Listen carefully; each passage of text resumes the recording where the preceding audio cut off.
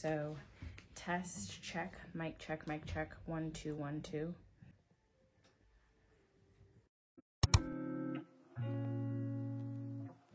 Hey guys, so welcome back to the channel. So today I'm going to be doing a small book review, and all of the TikTok drama that has been going on, I have really found, I guess you would say, like a home over on BookTok. And so shout out to all of the BookTok girlies. But in November, sat down and I saw a bunch of like book recommendations for Black authors on my TikTok, and I was like, you know what, I'm on vacation, like I'm on a trip for the holidays, I want to read a book. So if you guys ended up watching that vlog, I ended up reading books from the author A.E. Valdez, and I blazed through the first book, All I've Wanted, All I've Needed. It was such a good read, and I feel like it really inspired me, I guess. I don't know. It brought me back to a place where I'm like, you know what? Reading is a good pastime. I have a ton of self-help books in my library, and that has been all the books that I've read over the last like 5 or 6 years, with the exception of, I think, when the 50 Shades saga came out. Like, I read through that, and there may have been a couple of other books in between. When Sister Souljah's book came out, and then there was Hurricane Summer that I read when we were at the house in Vegas. But aside from that, I hadn't been doing a whole lot of reading. For those of you that have small children or children in general, you know that reading time, unless it's something that you do, unless that's like your jam and that's your thing, it's hard to fit in time to sit and read uninterrupted when every other moment there's noises happening in the house, or someone's calling your name, or someone needs you for something, or you have to do something. It doesn't fit in my opinion. So being on that trip, I was able to sit down, I was lounging by the pool, I was able to take time like of quiet to just read.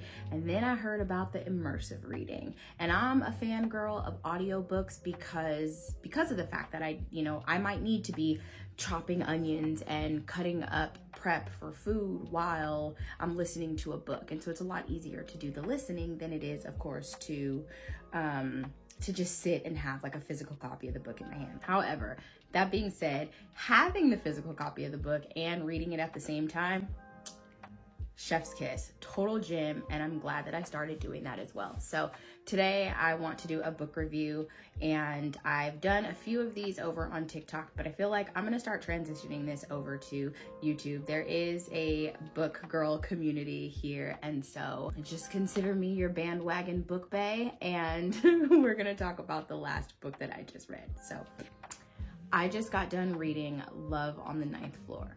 So first things first, if you have read Love on the Ninth Floor, please drop a comment and just do like a raise hand emoji, or let me know that you read this book. This particular book right here was, I think it might have been somewhat of a slow burn.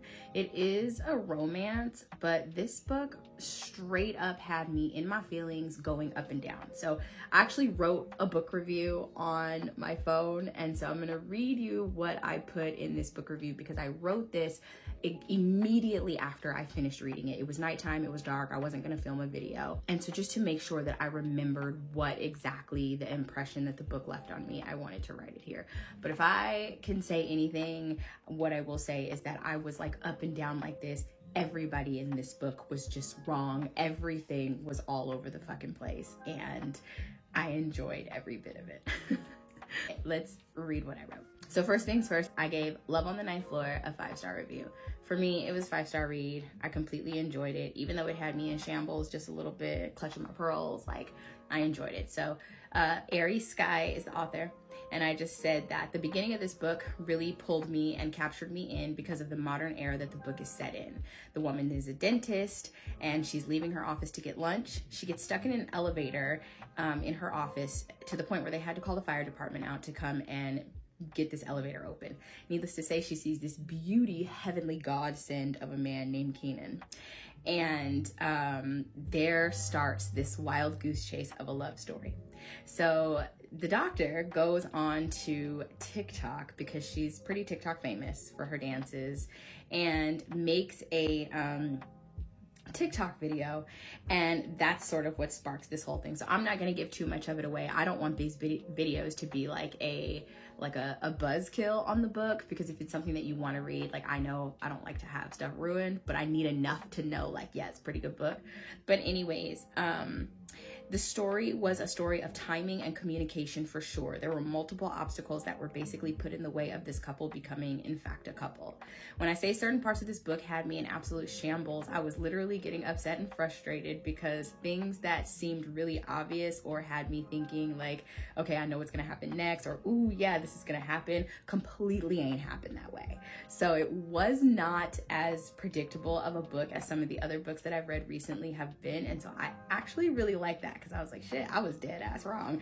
And it happened, whatever I thought was gonna happen, happened a totally different way. So it was not highly predictable. There were a couple of little twisties and turns that really had me like, oh my gosh. Most probably were due to the misunderstandings and the potential miscommunications that the characters were having. But the end of the story in and of itself was really good. Everybody was cutting up in this book. I feel like in this book for sure, Kanan made the original mistake, which led into this snowball of just everybody doing everything all wrong.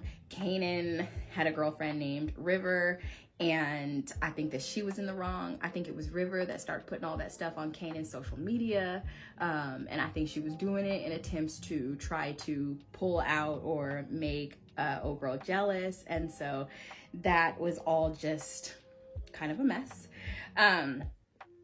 But basically everything came together. I think that the book ended really nicely. So it does sort of take you on this drag. It's got some spicy scenes in it, and I think that the writing in those was really well. So y'all, let me just say that I was not an avid reader as a kid. Like, reading was not the hobby that I enjoyed. I'm a music girl. I like listening to music. I liked being outside, riding bikes, all that stuff. You wouldn't find me snuggled up with a book.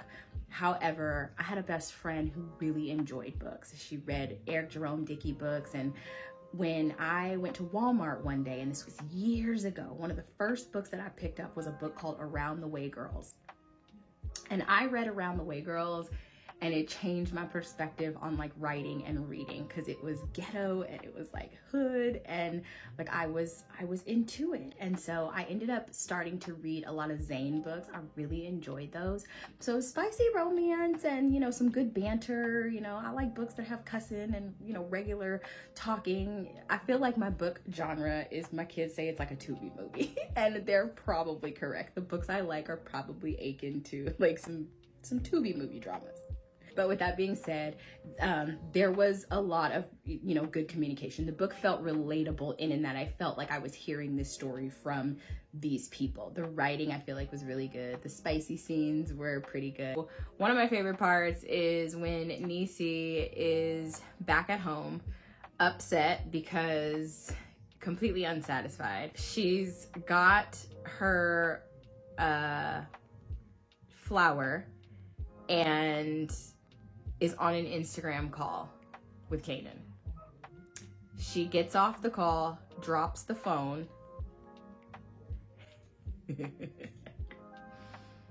She gets off the call and drops the phone. And if you know, you know. And if you don't know, maybe you should read it and find out. I feel I got a little bit annoyed at the fact that Niecy and Kanan kept on hooking up, though, under certain circumstances. It's like when you're delivering an apology to a woman, I feel like the last thing you should be trying to do in that apology is get into her pants. And so to deliver a sincere apology and then it immediately flows into you trying to like put her freaking hoo-ha in your face, it's like, come on, dude. Like, no, not yet. Like, lay low. But anyway, the scenes were spicy nonetheless. The part of the book that irritated me the absolute most, I feel like, was after Kanan had broken things off with River. It has been, what, like almost, I mean, it had been months, right, since they had seen each other, had any contact or communication. They see each other in this club one night that he just happens to be going out to for one night to clear his head. And lo and behold, who's there? Who sees him hugged up with Rivers? So it was like, what the? No, it felt like such a perfect opportunity for the two characters to get together. And so that's how it kind of, you've had this whole like lack of good timing, miscommunication, complete misunderstandings about what's going on. And so it'll definitely kind of like drag you a little bit and take you on a little bit of like a wild emotional like goose chase. I will say for this one, I marked out some quotes. This book in particular I have on Kindle Unlimited, so I didn't want to put a bunch of highlights in it because it's not mine. I have to return it, so, and I wasn't gonna remember them. I'm going to do a journal spread or like a book spread on this book when I get done, so that might be one of the quotes that I put in there. But in the meantime, I highlighted page 73, and the quote is, "Most people travel the world looking for wonders that can be found in their backyard." I really like that because it speaks to the fact that like we want and search for things, but sometimes like they're literally right there. I live in California, and California is a really big state, and one of the things that I have said is like I just want to explore some of like the areas that are very, very close to me and other stuff like in my own state, because there's so much here, but we miss so much trying to get to other places. 74 said, "Our generation got the game all wrong, and most don't even know themselves, let alone what they want from another person." And this was speaking to the idea of relationships, and it was Kanan that said that, and so, you know, it kind of had Niecy like crushing a little bit, like, oh, and he's emotionally intelligent, and like all of the things. So then the other guy, Benji, I don't know if he was like French or Creole or what have you, but he kept saying Belmouin, Belmouin, Belmouin. I really liked the way the author that read the story kept on saying the Belmouin. It just sounded really like nice, like if somebody were saying that, like a masculine energy. It's so, maybe even a feminine energy, that like it sounds nice rolling off the tongue. Belmouin. So those were the quotes that stuck out to me that I actually put highlights on or annotations in this book. So I went ahead and I give this book 5 stars anyway. Love on the Ninth Floor is a pretty good read. It's a fun read, it's not too serious, and it's kind of relatable, especially if you follow TikTok or if you watch TikToks or if you're a creator and you make TikToks. There's a lot of really great content on there, so to have the book sort of set in this whole time of TikTok, and that they were using the app, and you know that TikTok has a way of being able to find exactly who was where and at what time. So that was a really cute and so at the end I find out in the acknowledgments of the book that there is an actual couple that this story was inspired by. So while this is a fictional book, it was inspired by somewhat of a true story and then carried into the wind. So I love that. And then I just wanted to note that I really love the author's surname of Aries Sky. I believe the author is an Aries zodiac sign, but I feel like Aries Sky is such a cute name, so shout out to you, girl. But overall, Love on the Ninth Floor is definitely a 5-star read. If you like romance, if you like a little banter, if you like spice scenes, this is a cute book. And so if you've been in a reading slump, maybe this might be the one to break you out of it. So yeah, that is gonna be my review of Love on the Ninth Floor without giving too much of it away. And let me know in the comments if you've read this book before. Let me know how you felt about the drama that was going on back and forth. And like I said, let me know if you've read Love on the Ninth Floor or if you're going to read it. If not, let me know what you are currently reading right now. And I don't know, I have a lot of like new book boyfriends, but I'm not sure that Kanan Jordan is one of them, but his brother sounded fine. Thank you guys for stopping by, and I'll see you in the next one. Bye. If you are looking for some book inspo, or you're wanting to get back into reading, or you just want to see what some good book recs are, you can also go on my Pinterest and you can take a look at my book club. There are tons of books from different authors in there that I have been seeing, some that are on my to be read list. And so yeah, let me know. Let's talk about it.